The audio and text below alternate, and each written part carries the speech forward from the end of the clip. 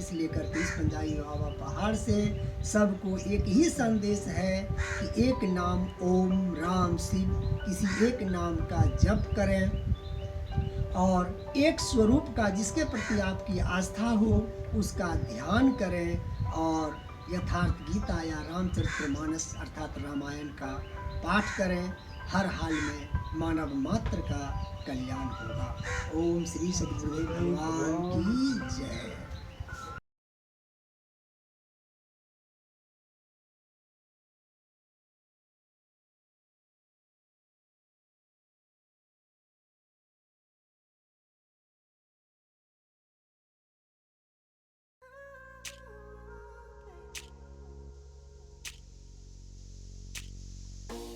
पंजाबी बाबा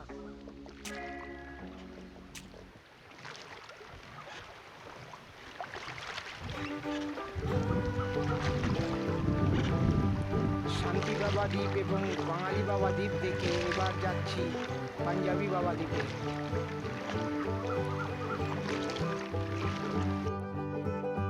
দূর থেকে পাঞ্জাবি বাবা দ্বীপে যাওয়ার সিঁড়ি দেখা যাচ্ছে।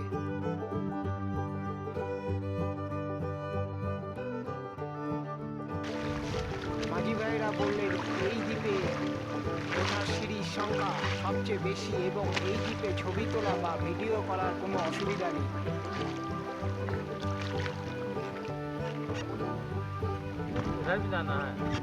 শুধু পাথরটা দেখুন, পুরো তাঁবুর আকৃতি, মনে হচ্ছে জলের মধ্যে একটা তাঁবু খাটানো রয়েছে।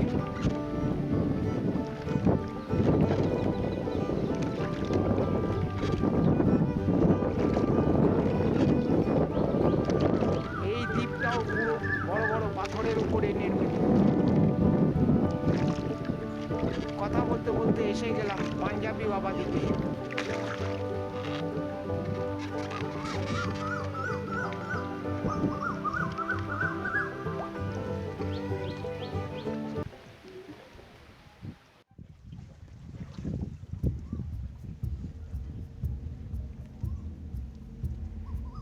কত রকমের পাখির আওয়াজ পাওয়া যাচ্ছে।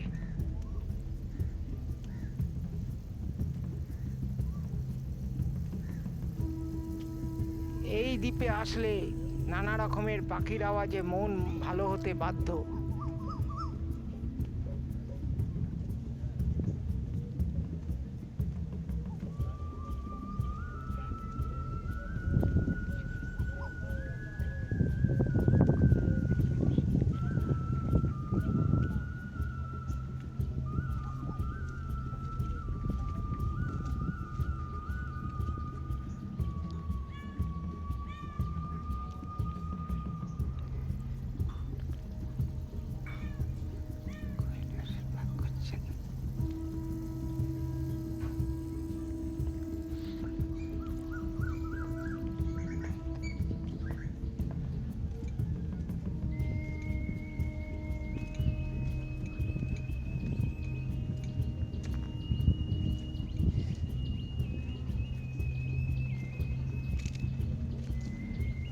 আশ্রমে ঢোকার আগেই প্রাচীন পাথরের ওপর এই ভাস্কর্যটি নজর কাটছে।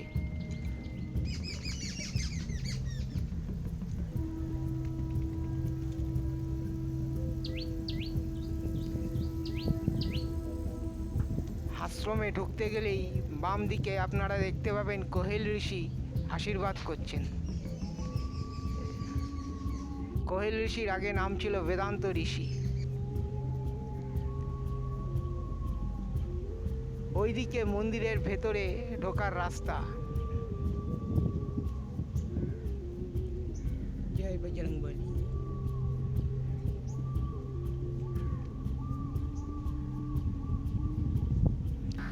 চলুন একবার আশ্রমের চারিদিকটা একবার ঘুরে আসি।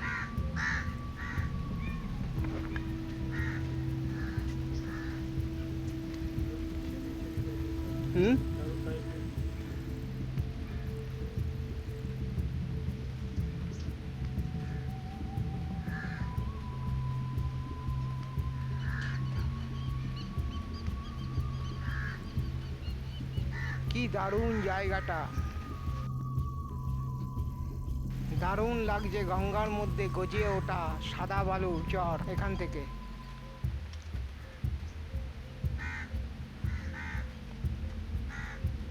আপনারা যারা এই ভিডিওটা দেখছেন যদি আগের পর্বটা মিস করে থাকেন তাহলে ওপরের আই বটনে ক্লিক করে আগের পর্বটা দেখে নিতে পারেন।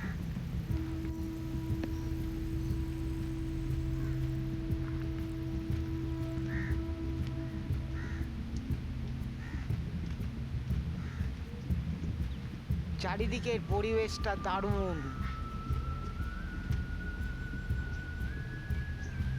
নানা রকমের পাখির আওয়াজ আমাকে এবং আপনাদেরকে মন্ত্রমুগ্ধ করতে বাধ্য করবে। আশা করি আপনারা দেখতে পাচ্ছেন এই পরিবেশটা এবং নানা রকমের পাখির আওয়াজ শুনতে পাচ্ছেন।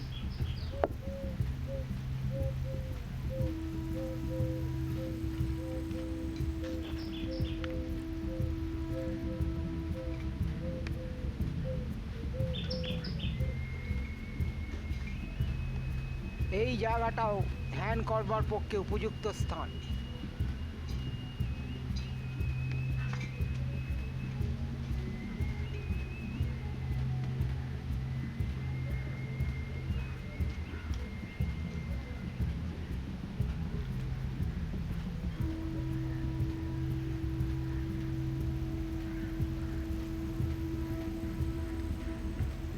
এটা হচ্ছে বাঙালি বাবা আশ্রম, আর দূরে দেখা যাচ্ছে শান্তি বাবা আশ্রম।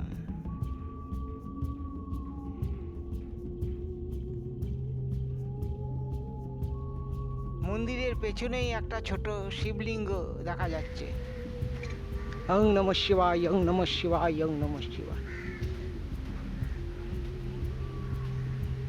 আপনারা যারা এই চ্যানেলে নতুন এসেছেন তাহলে চ্যানেলটাকে সাবস্ক্রাইব করে পাশের ঘন্টাটা বাজিয়ে দিন, যাতে পরবর্তী নতুন জায়গার ভিডিও আপলোডের সাথে সাথে আপনাদের কাছে নোটিফিকেশন চলে যায়।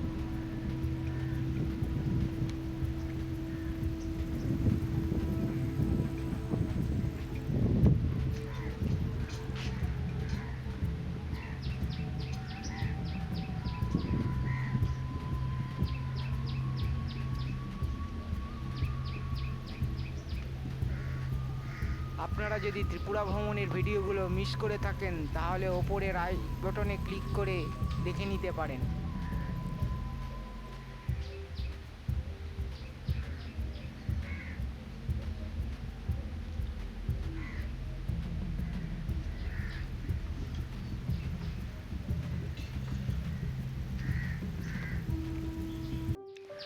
মন্দিরে ঢুকেই দেখা হয়ে গেল বাবা ব্যাস মুনি এবং বাবা সঞ্জয় মুনির সাথে।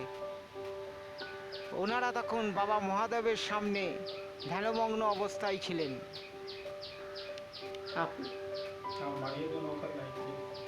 ভিডিও कर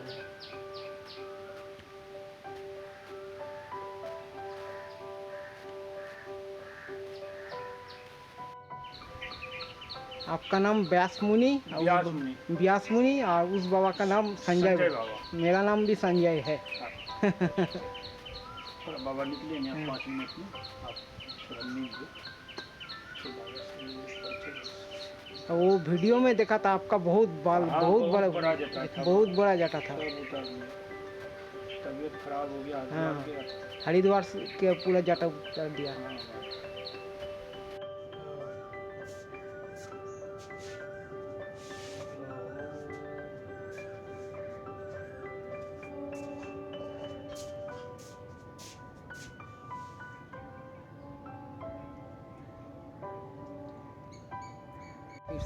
वीडियो ऑन कहीं नहीं किया। ओम।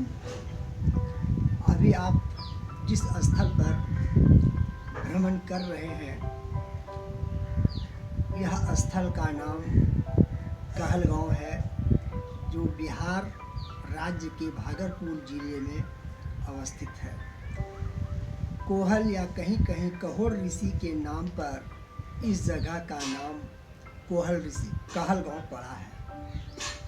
इस कहलगांव का सुंदर दृश्य गंगा की गोद में 3 पहाड़ी के बीच एक पहाड़ जिस पर जो पंजाई बाबा पहाड़ के नाम से जाना जाता है, ये गंगा की गोद में स्थित है।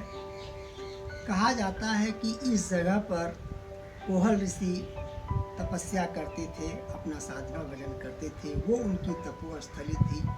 और इसी जगह पर राजा जनक के जो गुरु थे अष्टावक्र, उनका जन्म कोहल ऋषि से हुआ था।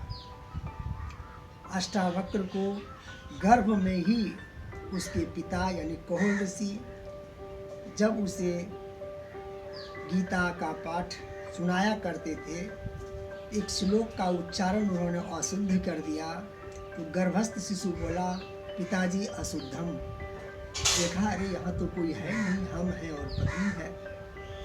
3 बार जब इसी बात को रिपीट किया तो उन्होंने बोला, अभी जन्मा नहीं है और इतना टेढ़ा, पैर मार दिया, जाओ 8 अंग से टेढ़ा हो जाओ। तो वो इस स्थल पर जब जन्म लिया तो अष्टावक्र यानी 8 अंग से टेढ़े मेढ़े थे।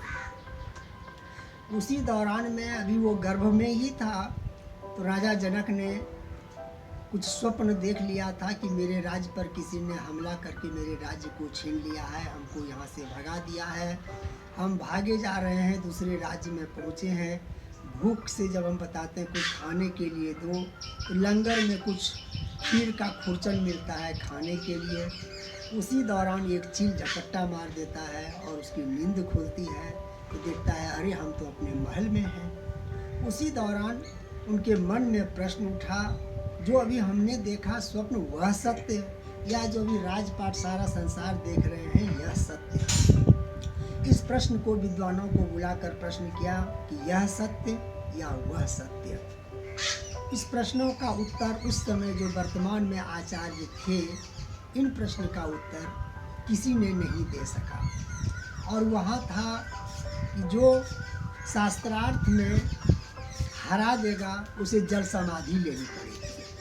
तो कोहल ऋषि भी उस प्रश्न का उत्तर देने के लिए पहुँचे थे और शास्त्रार्थ में जब वो हार गए तो उसे जल समाधि लेनी पड़ी थी। तब तक अष्टावक्र साधना में परिपक्व होते हुए 14 साल की आयु पूरा कर चुके थे। उन्हें पूछता है कि माताजी मेरे पिताजी कहाँ हैं? तो उन्होंने उद्दालक जो नाना थे उनके बारे में ही बताया। बोला, मैं बड़ा हो गया हूँ, पिता के बारे में नाना के बारे में फ़र्क मैं जान सकता हूँ, इसलिए माँ सत्य बताओ। अंत में उद्दालक ने बताया कि ऐसे ऐसे शस्त्रार्थ में गया था, उनके साथ ये घटना घटी। और उसके प्रश्न का उत्तर यानी 12 साल तक समझिए कि राजा जनक के प्रश्न का उत्तर नहीं मिला था। जब अष्टावक्र यहाँ से चलकर राजा जनक के दरबार में पहुँचते हैं तो द्वार पर जाकर कहते हैं, द्वारपाल जाओ राजा जनक को बोलो, उसके प्रश्न का कोई उत्तर देने के लिए आया है। सभा चल रही थी, ये द्वारपाल अंदर जाते हैं, महाराज आपके प्रश्न का कोई उत्तर देने के लिए आया है। अच्छा ठीक है। द्वार पर राजा जनक और जितना उसे विद्वानों की सभा थी सभी आ गए। तो क्या देखता है कि एक काला कलूटा आदमी जो 8 अंग से टेढ़े हैं, आँख ऊपर की ओर, दांत टेढ़ा, 8 अंग का व्यक्ति कल्पना करें कैसा हो सकता है। उसकी आकृति को देख करके राजा जनक और जो विद्वान था वो सब लोग जोर जोर से हंसने लगे। ये जब हंस करके चुप होते हैं तो उसी दौरान अष्टावक्र जोर जोर से हंसने लगते हैं। तो राजा जनक समझते हैं कोई जंगली आ गया है। इसने बोला, क्यों हंसे?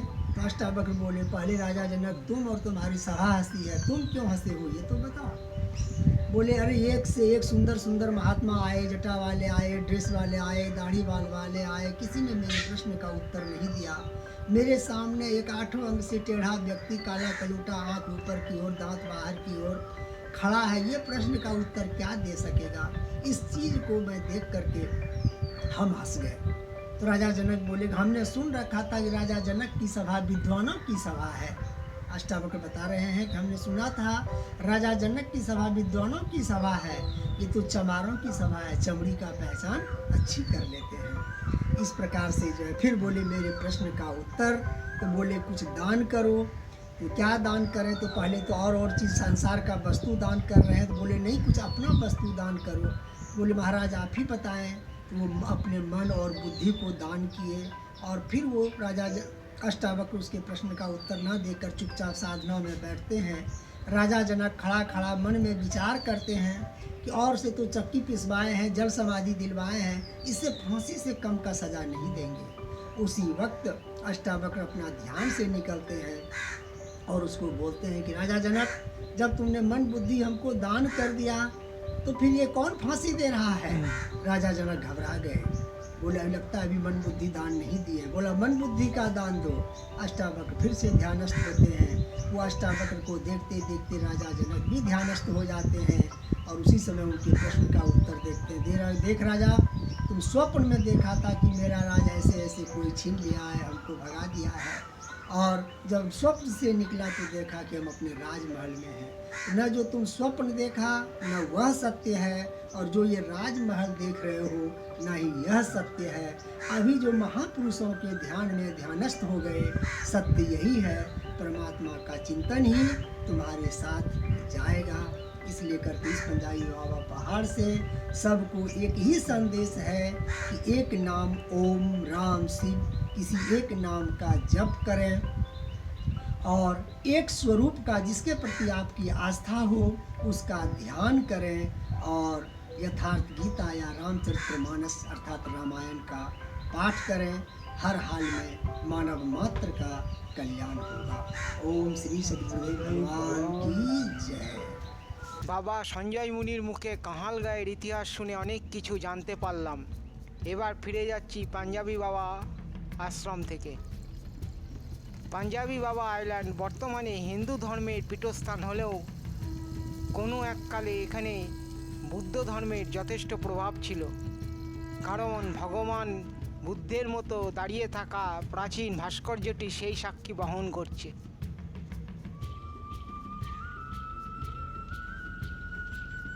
আপনারা যদি ঝাড়খণ্ড ভ্রমণের ভিডিওগুলো মিস করে থাকেন তাহলে উপরের আই বটনে ক্লিক করে দেখে নিতে পারেন।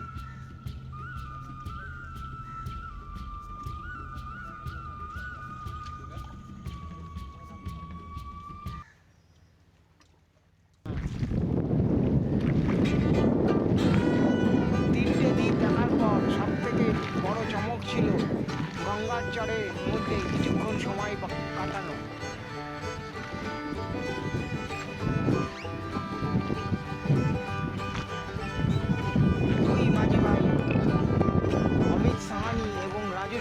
আমাকে বললেন যে আমি যাব কিনা।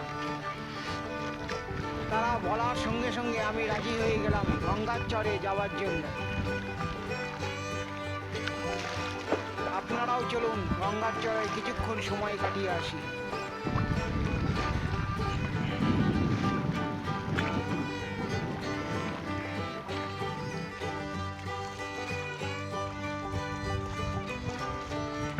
এখন আমি গঙ্গার চরের মধ্যে দাঁড়িয়ে রয়েছি, আর চারিপাশটা দেখুন, শুধু তিনটে দ্বীপ কি সুন্দর দেখতে লাগছে।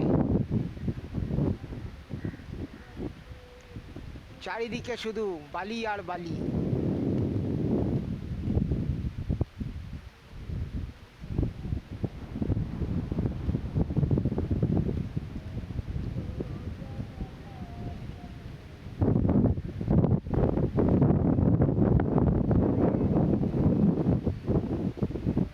গঙ্গার চরের মধ্যে কিছুক্ষণ হাঁটাহাঁটি করলাম।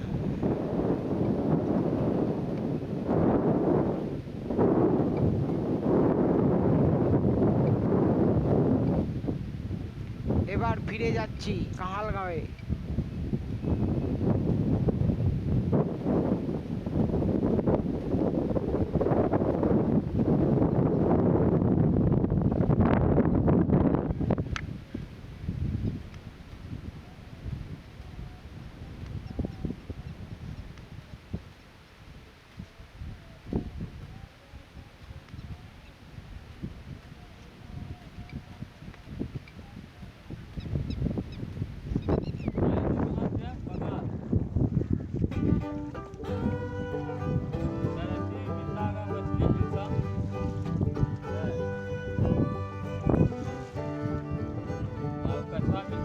कछुआ नहीं, अभी तो बैंड हो गया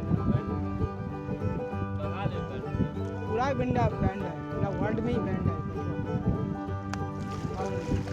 पूरा वर्ल्ड में ही बैंड है।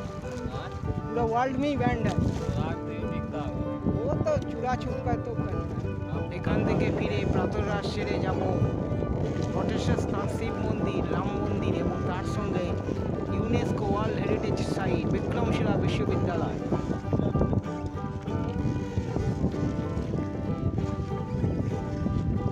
वो सभी अधिक घूमने जा रहे हैं टापुआ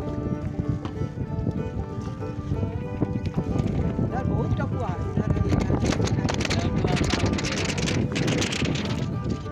नहीं नहीं अभी कोई काम का नहीं पड़ी हम नया सटवा लेते हैं। हाँ।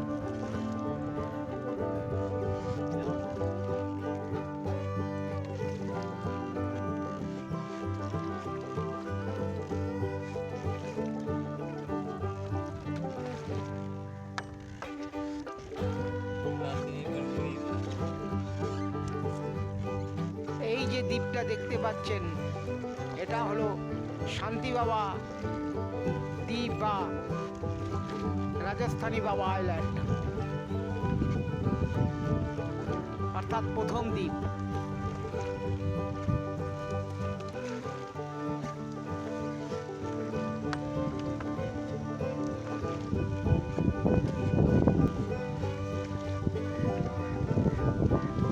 আপনারা যদি অন্ধ্রপ্রদেশ ভ্রমণের ভিডিওগুলো মিস করে থাকেন তাহলে উপরের আই বাটনে ক্লিক করে দেখে নিতে পারেন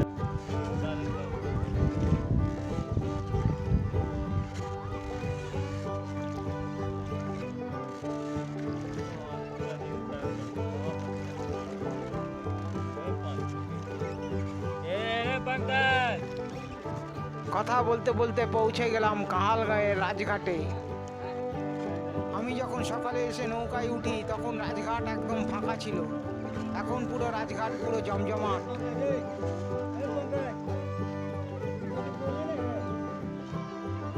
আর এই ঘাটটাতে আমি নামবো এখন এটা রাজঘাটের ঠিক পাশে আরেকটি ঘাট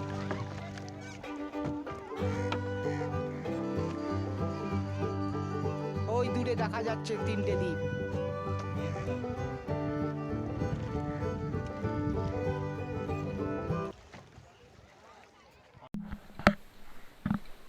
এতক্ষণ আমার সাথে থাকার জন্য আপনাদের সবাইকে অনেক ধন্যবাদ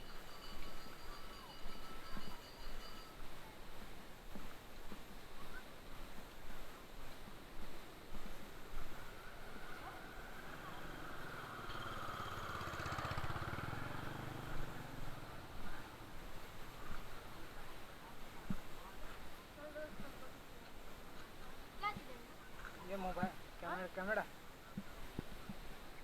लाइव है ना किस पे लगा यूट्यूब